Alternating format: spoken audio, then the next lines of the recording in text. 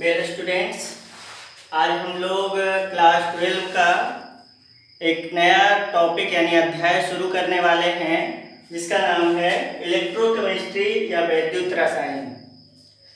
Electrochemistry वैद्युत रसायन आपके एनसीईआरटी बुक का तीसरा चैप्टर है। पहला चैप्टर आपने पढ़ा सॉलिड स्टेट यानी कि ठोसों की अवस्था।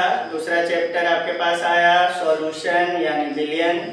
तीसरा चैप्टर आपके पास आ रहा है वैद्युत रसायन, जिसको इंग्लिश में हम लोग इलेक्ट्रोकेमिस्ट्री कहते हैं। सबसे पहली बात ये कि वैद्युत रसायन में हमें पढ़ना क्या है। इस अध्याय में, इस चैप्टर में आप क्या जानने वाले हैं, क्या पढ़ने वाले हैं, उसकी बात अगर हम लोग करें तो इसको सबसे पहले हम डिफाइन करते हैं कि यह अध्याय कहता क्या है आपको। तो इसको हम लोग ऐसे डिफाइन करेंगे कि रसायन विज्ञान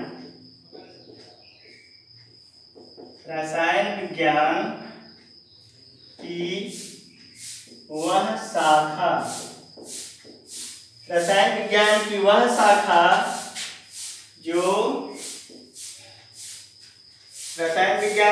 शाखा जो विद्युत ऊर्जा और रासायनिक ऊर्जा,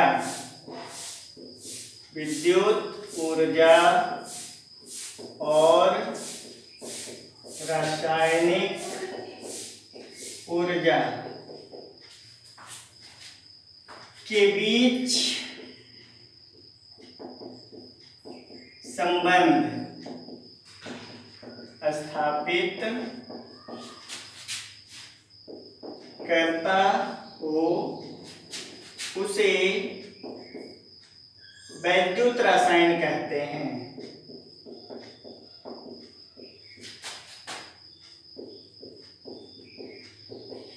यानी ध्यान दीजिए आप लोग, इस अध्याय में आपको विद्युत ऊर्जा और रासायनिक ऊर्जा के बारे में बात करना है। यानी कि विद्युत ऊर्जा को किस प्रकार से हम लोग रासायनिक ऊर्जा में बदल सकते हैं और रासायनिक ऊर्जा को किस प्रकार से हम विद्युत ऊर्जा में बदल सकते हैं। इसी को हम लोग वैद्युत रसायन अध्याय में पढ़ने वाले हैं, यानी कि इलेक्ट्रोकेमिस्ट्री में आप जानने वाले हैं। और देखिए, सबसे पहले बात, आप लोगों के घरों में इन्वर्टर बैटरी होता है।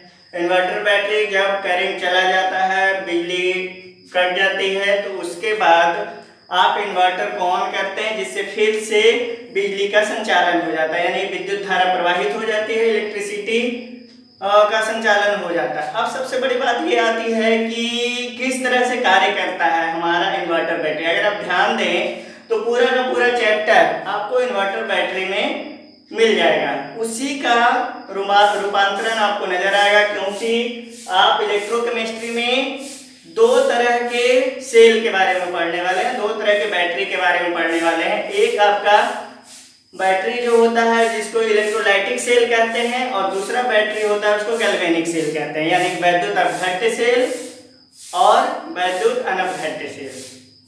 तो अगर इसके बारे में हम बात करें तो जब आपका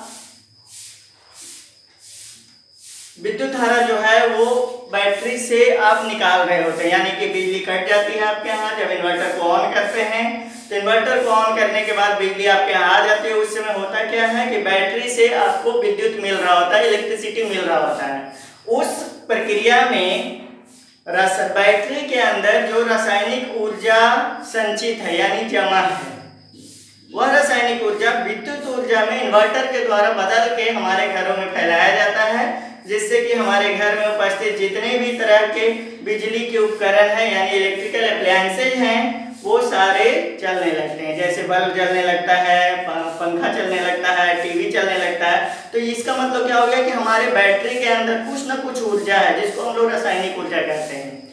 उस रासायनिक ऊर्जा को इन्वर्टर के द्वारा बदल दिया गया, किसमें? विद्युत ऊर्जा में।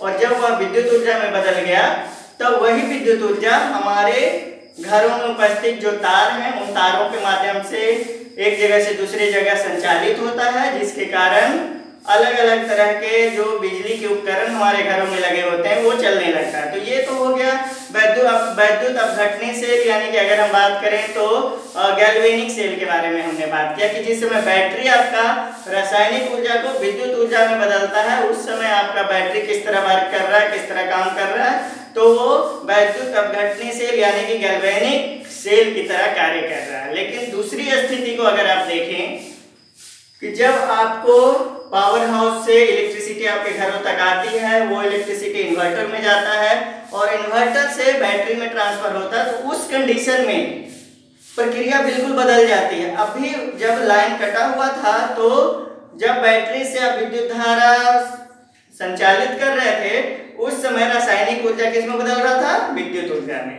लेकिन जब पावर हाउस से बिजली आपके घरों में आती है और बिजली जब इलेक्ट्रिसिटी जब आप सप्लाई करते हैं इन्वर्टर बैटरी को, तो उस कंडीशन में आपका बैटरी चार्ज होता है। तो चार्ज होने की कंडीशन में क्या होगा? चार्ज होने की स्थिति में क्या होगी कि विद्युत ऊर्जा को रासायनिक ऊर्जा में परिवर्तन किया जाएगा। यानी कि आपके यहाँ जो बिजली आती है पावर हाउस से, उस बिजली को संचयित किया जाता है, यानी कि बैटरी के अंदर जमा किया जाता है। किस रूप में? रासायनिक ऊर्जा के रूप में। तो उस स्थिति में जब बैटरी आपका चार्ज हो रहा होता है तब क्या होता है कि आप का बैटरी जो है वो इलेक्ट्रोलाइटिक सेल, वैद्युत अपघट्य सेल की तरह कार्य करता है, इलेक्ट्रोलाइटिक सेल की तरह वर्क करता है, जिसमें कि वह उस वक्त विद्युत ऊर्जा को रासायनिक ऊर्जा में परिवर्तित करते रहता है। यानी कि आपका जो बैटरी आपके घरों में है, जो आप बड़ा सा बैटरी देखते हैं, इन्वर्टर बैटरी जो होता है, वो आपका दो तरह से कार्य करता है, एक चार्जिंग की स्थिति में और दूसरा डिस्चार्जिंग की स्थिति में। जब आप विद्युत धारा प्रवाहित करते हैं बैटरी को तो वो चार्जिंग होता है और उस स्थिति में बैटरी में क्या होता है कि विद्युत ऊर्जा रासायनिक ऊर्जा में परिवर्तित होता है। जबकि ध्यान दीजिएगा, जब आप बैटरी से विद्युत निकालते हैं अपने घरों में, इन्वर्टर के द्वारा बिजली चलाते हैं, जितने भी तरह के बिजली के उपकरण हैं उनको चलाते हैं, उनका काम होता है, उस स्थिति में क्या होता है कि रासायनिक ऊर्जा जो है वो विद्युत ऊर्जा में परिवर्तित करती है, यानी डिस्चार्जिंग का कंडीशन। यानी बैटरी से हम विद्युत धारा निकाल रहे हैं तो उस कंडीशन को हम लोग डिस्चार्जिंग का कंडीशन कहेंगे। तो डिस्चार्जिंग के कंडीशन में आपका बैटरी जो है वो किस तरह काम करेगा? तो आपका बैटरी उस समय गैल्वेनिक सेल की तरह काम करेगा, जिसको वोल्टेज सेल भी कहते हैं। तो वहां पे होगा क्या कि वैद्युत ऊर्जा रासायनिक ऊर्जा वैद्युत ऊर्जा में बदल रहा है। तो एक तरह से देखा जाए तो घरों में उपस्थित जो इन्वर्टर बैटरी है वो दो तरह से वर्क करता है, एक चार्जिंग की स्थिति में और दूसरा डिस्चार्जिंग की स्थिति में। चार्जिंग की स्थिति में वो इलेक्ट्रोलाइटिक सेल की तरह वर्क करेगा और डिस्चार्जिंग की स्थिति में वो गैल्वेनिक सेल की तरह वर्क करेगा। तो इसमें आगे हम लोग पढ़ने वाले हैं अलग अलग तरह के सेलों के बारे में कि सेल कैसे होता है। जैसे एक एग्जांपल के तौर पे शुष्क सेल जो आपके घड़ी में लगा होता है, आपके मोबाइल में लगा होता है, आपके रेडियो में लगा होता है, ये जो शुष्क सेल है, यह शुष्क सेल भी एक तरह का सेल है जिसके बारे में हम लोग बात करेंगे। और ये आपका रासायनिक ऊर्जा को विद्युत ऊर्जा में बदलने वाला सेल होता है, इसलिए इसको गैल्वेनिक सेल या वोल्टेज सेल कहते हैं।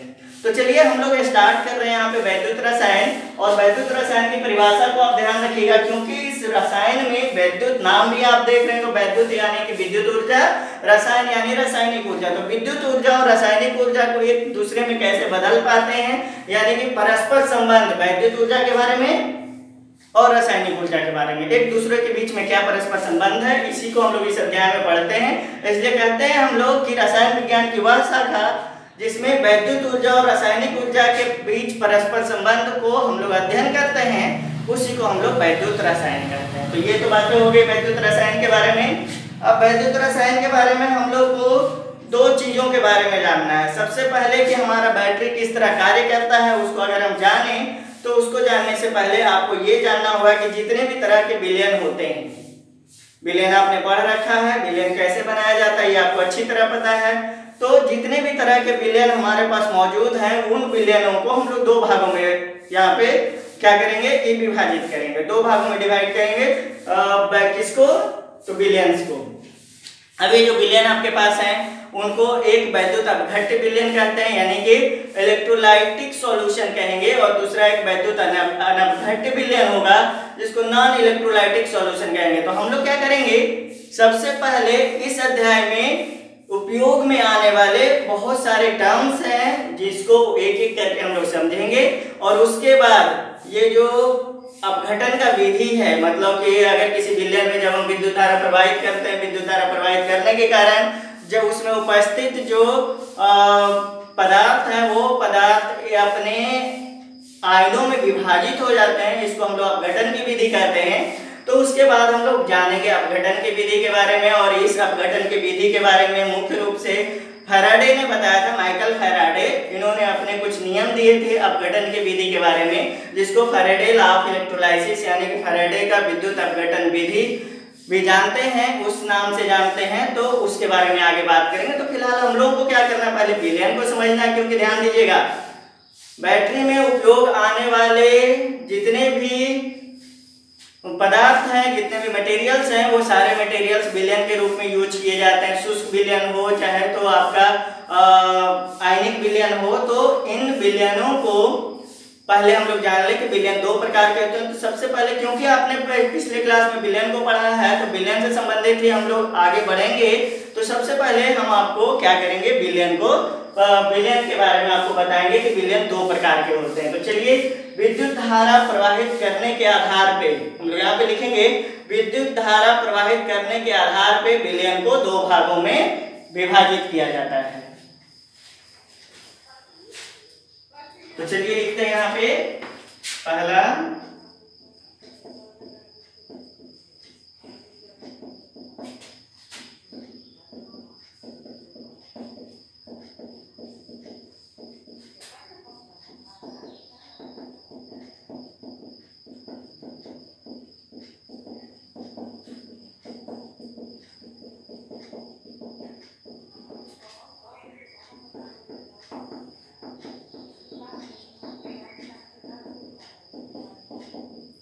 चलिए हमने क्या लिखा, विद्युत धारा प्रवाहित करने के आधार पर विलयन को दो भागों में विभाजित किया जाता है।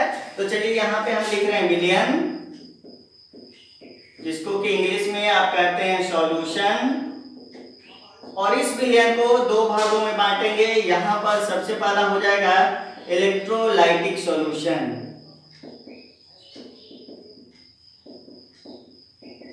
चलिए सबसे पहला इलेक्ट्रोलाइटिक सॉल्यूशन यानी वैद्युत अपघट्य विलयन। चलिए सबसे पहला हो गया कौन सा, इलेक्ट्रोलाइटिक सॉल्यूशन, जिसको कहते हैं वैद्युत अपघट्य विलयन। दूसरा आपके पास आएगा नॉन इलेक्ट्रोलाइटिक सॉल्यूशन।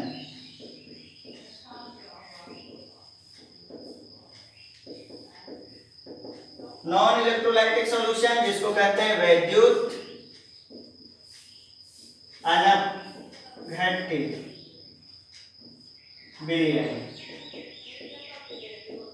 तो देखिए हमने विद्युत धारा प्रवाहित करने के आधार पे विलयन को दो भागों में बांटा। कौन कौन सा हो गया, सबसे पहला हो गया आपके पास इलेक्ट्रोलाइटिक सॉल्यूशन और दूसरा नॉन इलेक्ट्रोलाइटिक सॉल्यूशन। पहला वैद्युत अपघट्य विलयन और दूसरा वैद्युत अनपघट्य विलयन। तो आप इसको नोट करेंगे और नोट करने के बाद फिर आप वीडियो को पॉज कर सकते हैं, पॉज करके इसको नोट करेंगे, नोट करने के बाद फिर हम आगे बढ़ेंगे।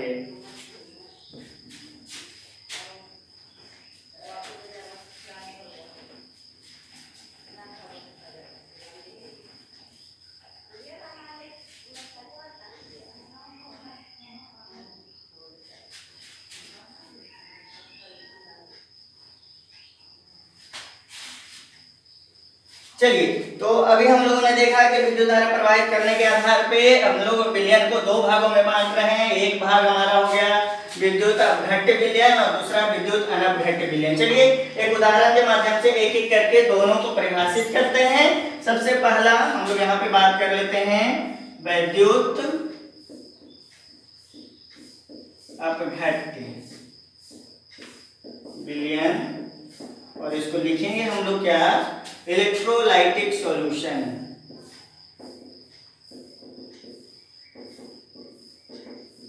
चलिए आपके पास पहला क्या आ गया, वैद्युत अपघट्य विलयन जिसको कहते हैं इलेक्ट्रोलाइटिक सॉल्यूशन। तो ध्यान देने वाली बात है, इलेक्ट्रोलाइटिक वैद्युत अपघट्य कहने का मतलब है कि कोई भी ऐसा विलयन जिसमें विद्युत धारा जब हम प्रवाहित करते हैं, तो विद्युत धारा प्रवाहित करने के बाद अगर वह अपने आयनों में टूट जाए, उसमें उपस्थित पदार्थ जो है वह अपने आयनों में अगर टूट जाए और आयनों में विभाजित होकर विद्युत धारा को खुद से होकर प्रवाहित होने दे, तो उस तरह के विलयन को हम लोग क्या कहेंगे, वैद्युत अपघट्य विलयन या इलेक्ट्रोलाइटिक सॉल्यूशन। अब आपको तो ऐसे समझ में आया नहीं होगा, तो एक उदाहरण आपको बताते हैं। जैसे यहाँ पे ध्यान दीजिए, मान लिया जाए आप क्या कर रहे हैं कि एक बैटरी, देखिए एक बैटरी है, इससे हमने दो तार लिया है, एक तार यहाँ लटकाइए, एक तार यहाँ लटकाइए, और यहाँ पे आप क्या कीजिए कि एक विलयन लीजिए। बैटरी का ये धनात्मक भाग, बैटरी का ऋणात्मक भाग। आपको पता होगा किसी भी बैटरी में, जब आप पेंसिल बैटरी की बात करें, पेंसिल बैटरी में जैसे अब आपको हम ये दिखाते हैं, ये देखिए आपका एक पेंसिल बैटरी है। इस पेंसिल बैटरी में दो भाग है, एक ऊपर का भाग और एक नीचे का भाग। ऊपर के भाग को हम लोग धनात्मक भाग कहते हैं और नीचे के भाग को हम लोग क्या कहते हैं, ऋणात्मक भाग कहते हैं। अब ध्यान दीजिए, जैसे हम यहाँ पे आपको अगर दिखाएं कि ये आपका बैटरी है,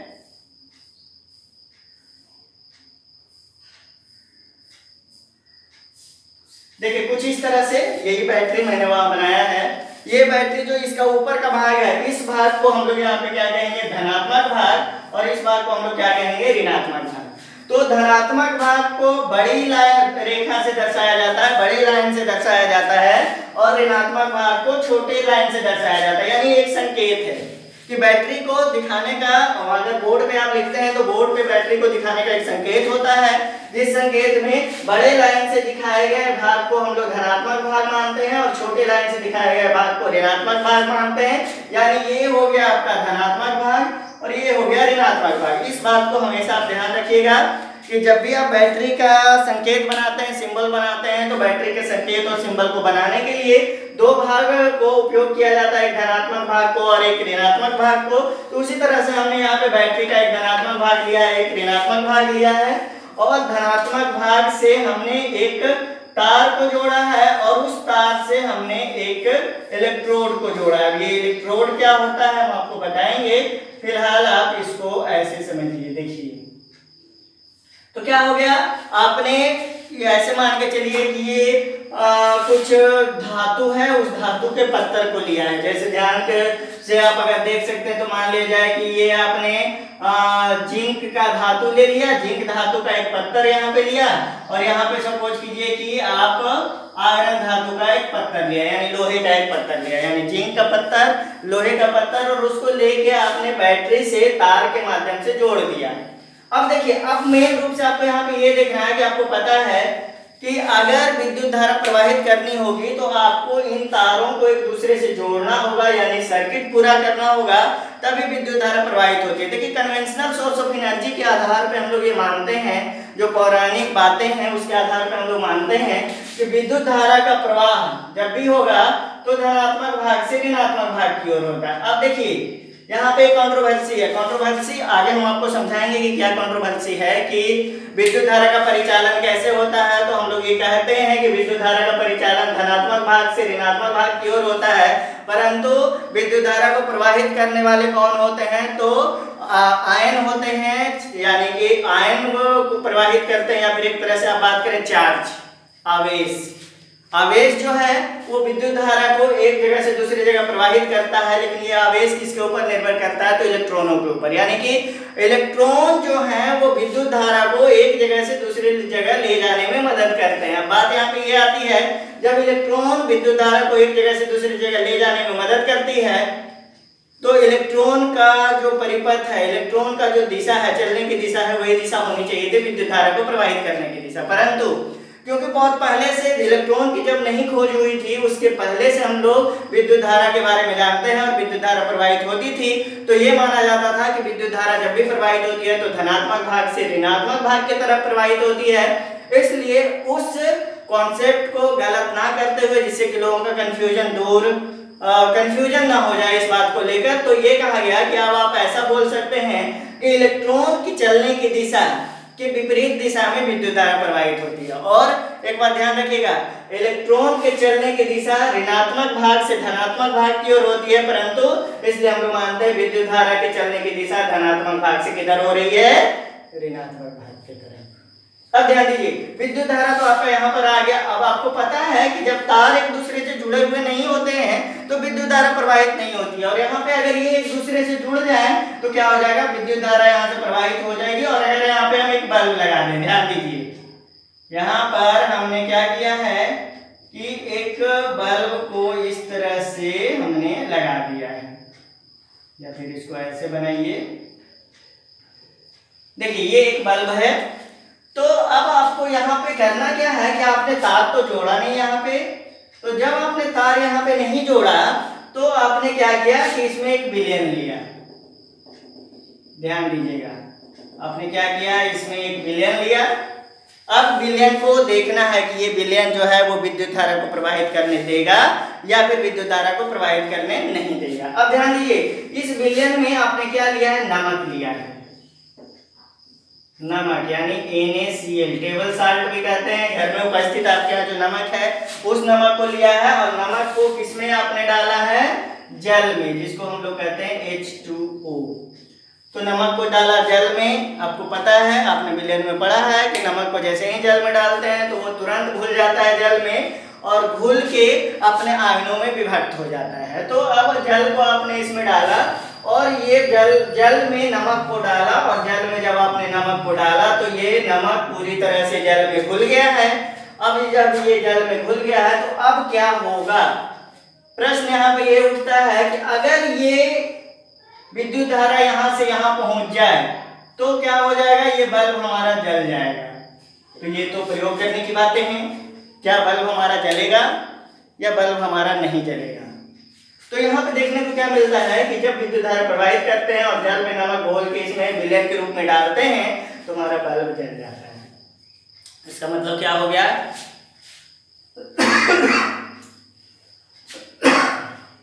तो इसका मतलब ये हो गया कि इस विलयन ने विद्युत धारा को खुद से होकर प्रवाहित करने दिया जिससे कि ये बल्ब जल गया, सर्किट पूरा हो गया।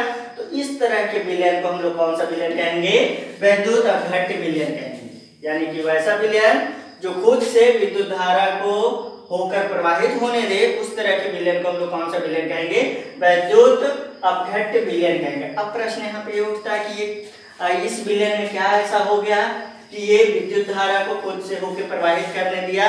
तो हमने आपको विलयन पढ़ाते हुए बताया था कि विलयन में जब विद्युत धारा प्रवाहित करते हैं तो विलयन में उपस्थित जो पदार्थ होते हैं वह पदार्थ अपने आयनों में विभक्त हो जाते हैं। अब ये आयन कैसे बनते हैं, कैसे उस पे आवेश का उत्पन्न होता है, क्योंकि बिना आवेश के विद्युत धारा प्रवाहित नहीं हो सकती है। जब तक आवेश में अंतर ना हो, यानी धनात्मक आवेश और ऋणात्मक आवेश की उपस्थिति ना हो, इलेक्ट्रॉन मुक्त रूप से मौजूद ना हो, तब तक विद्युत धारा का प्रवाह होगा नहीं। तो विद्युत धारा को प्रवाह करने के लिए यहाँ पे आवेश युक्त आयन्स की आवश्यकता है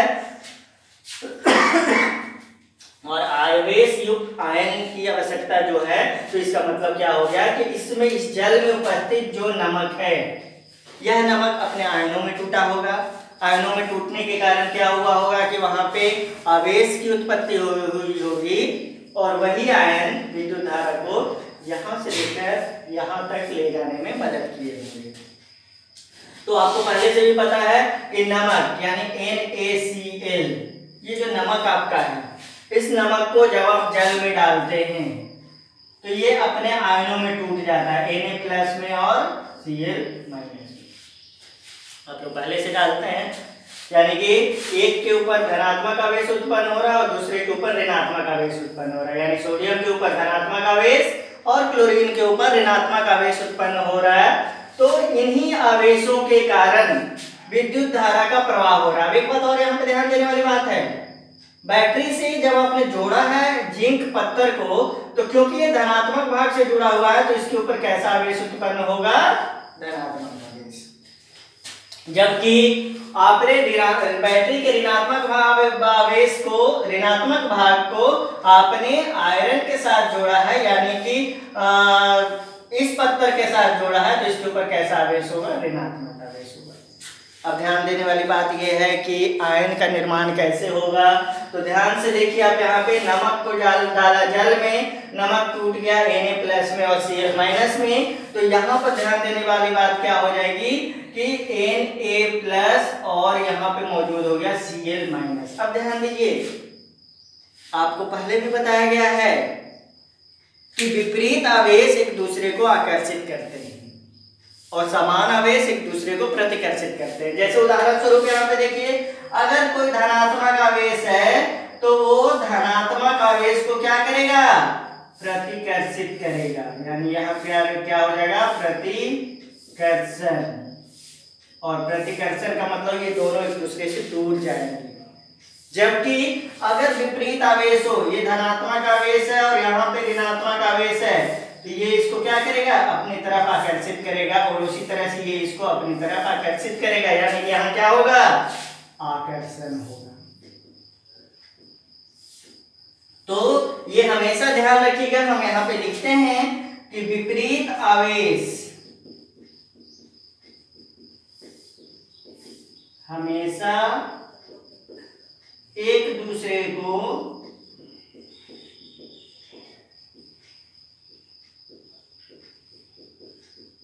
आकर्षित करते हैं। और ये आपको एकदम ध्यान रखना है, हमेशा ध्यान रखना है कि जब भी विपरीत आवेश हो तो वो एक दूसरे को आकर्षित करेंगे, और जब भी समान आवेश हो एक दूसरे को क्या करेंगे, प्रतिकर्षित करेंगे। अब ध्यान देने वाली बात ये है कि ये देखिए यहाँ पर आपका एक आयन बना Na+ का और एक आयन बना Cl- का। अब क्या होगा कि क्योंकि यहाँ पे धनात्मक आवेश है तो ये धनात्मक आवेश और ये धनात्मक आवेश दोनों एक दूसरे को क्या करेंगे, प्रतिकर्षित करेंगे, यानी सोडियम कभी भी इस धन आयन के पास नहीं जाएगा, यानी ये धन आवेशित पत्थर के पास नहीं जाएगा, जबकि ये क्लोरीन जो है वो ये धन आवेशित पत्थर की तरफ जाएगा, क्योंकि विपरीत आवेश एक दूसरे को क्या करेंगे, आकर्षित करेंगे। जबकि यहाँ पे देखिए सोडियम के पास धनात्मक आवेश है और इस आयरन वाले पत्थर के पास ऋणात्मक आवेश है, तो ये यहाँ से आकर्षित होकर यहाँ चला गया। और एक बात ध्यान दीजिएगा कि वैसा पत्थर जिसपे ऋण आवेश आकर्षित होता है उस तरह के पत्थर को हम लोग क्या कहेंगे, एनायन कहेंगे, या फिर इसको एनोड कहेंगे।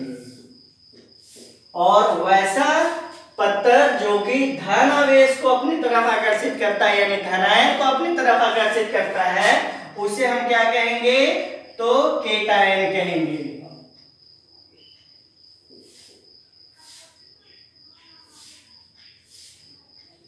केटायन को आकर्षित करने वाला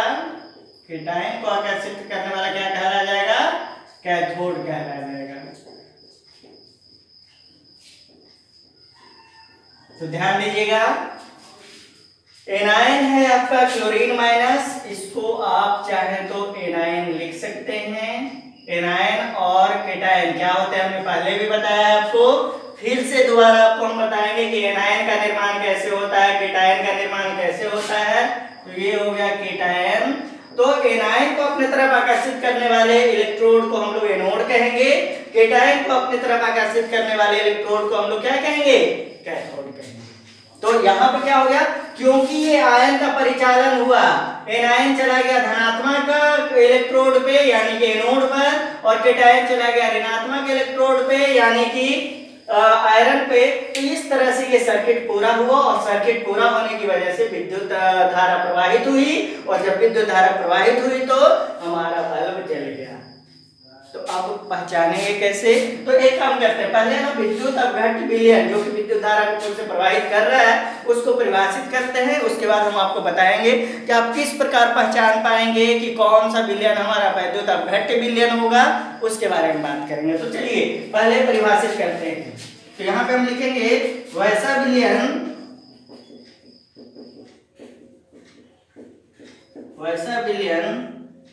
जो विद्युत धारा को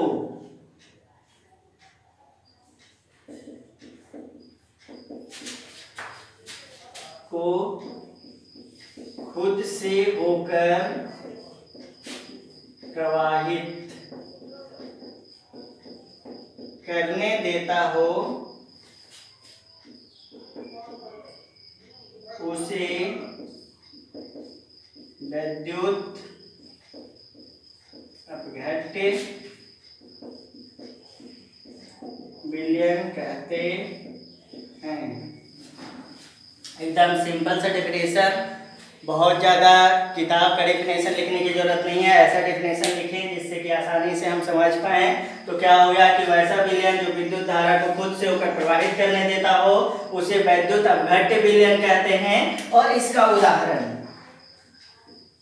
उदाहरण में क्या लिखेंगे हम लोग, लवण यानी सॉल्ट, किसी भी तरह का सॉल्ट का एग्जाम्पल देखिए, CuSO4 हो जाएगा, FeSO4 हो जाएगा, ZnSO4 हो जाएगा, और इसके बाद अगर करें तो NaCl हो जाएगा, KOH हो जाएगा, और नहीं KOH आपका नहीं होगा, KCl आप लिख सकते हैं यहाँ पे हो जाएगा इत्यादि। देखिए किसी भी प्रकार का लवण चाहे कोई भी हो वो मुख्यतः विद्युत धारा को प्रवाहित करेगा, इसलिए लवण को जब आप जल में घुलाते हैं तो लवण का जल आसानी से विद्युत धारा को क्या करेगा, प्रवाहित करेगा। और एक तरह से मान के चलिए यहाँ पे और कुछ आप लिख सकते हैं, जैसे कि आप अम्ल लिख सकते हैं जिसको एसिड कहते हैं, एसिड के साथ आप चाहें तो बेस लिख सकते हैं जिसको कि आप क्या कहते हैं, भस्म कहते हैं, और क्षार भी आप लिख सकते हैं जिसको क्या कहते हैं, अल्कली कहते हैं। तो यानी कि लवण भी हो सकता है, अम्ल भी हो सकता है, क्षार भी हो सकता है। ये सारे जो विलयन हैं, ये विलयन विद्युत धारा को आसानी से खुद से होकर प्रवाहित करने देता है, इसलिए इस तरह के विलयन को कौन सा विलयन हम लोग कहेंगे, विद्युत अपघट्ट विलयन कहेंगे, यानी कि इलेक्ट्रोलाइटिक सॉल्यूशन कहेंगे। अब यहाँ पे एक बात मैं आपको बताऊंगा कि केटायन क्या होता है और एनायन क्या होता है, यानी कि हम लोग अब बात कर लेते हैं केटायन और एनायन की। तो आप लोग क्या कीजिए, इसको एक बार लिख लीजिए, फिर इसको मिटाते हैं हम, और मिटा के वीडियो को पॉज करेंगे, इसको लिखेंगे और फिर हम आगे बढ़ेंगे।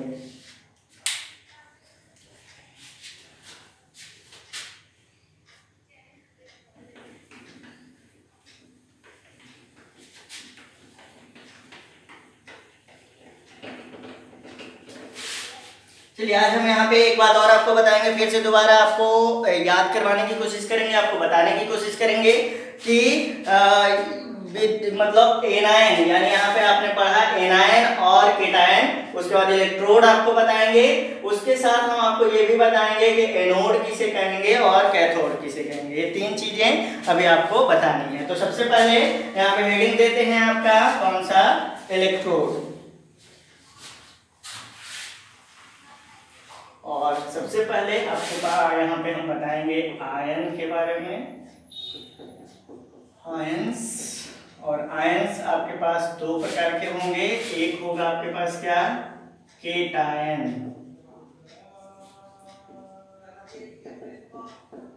दूसरा होगा आपके पास एनायन।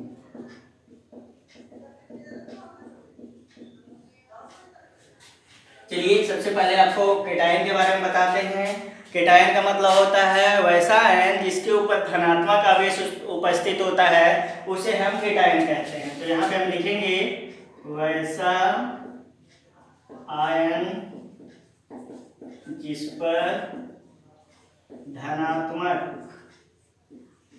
आवेश मौजूद होता है उसे केटायन कहते हैं। और उदाहरण के तौर पे आप लिखें तो सारे धातु केटायन बनाते हैं क्योंकि उनमें इलेक्ट्रॉन त्यागने क्षमता होती है। जैसे आप लिख सकते हैं Na+, K+, Mg2+, Al3+ इत्यादि। तो आपको समझ में आ गया होगा केटायन क्या होता है। केटायन का मतलब यार वो हो गया कि वैसा कोई भी पदार्थ जो कि इलेक्ट्रॉन को त्याग कर प्रोटॉनों की संख्या उसमें बढ़ जाती है, जिसके कारण वो क्या बनता है, उसके ऊपर धनात्मक आवेश आता है, इसलिए उसे हम क्या कहेंगे, केटायन कहेंगे। अब देखिए एनायन की बात करते हैं।